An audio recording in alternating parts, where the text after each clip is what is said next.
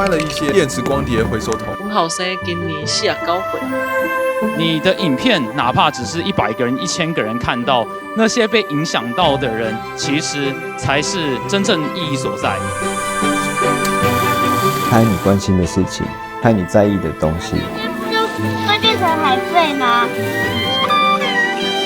原来你透过纪录片，你可以拥有发声的权利，去讲你想要讲的话，说你想要说的故事。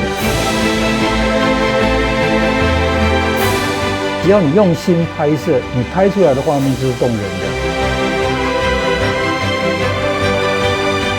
你不管做什么样的题材，你就是要去到那个现场，把你的脚踩进土地里面，去好好看看土地里面发生什么事情。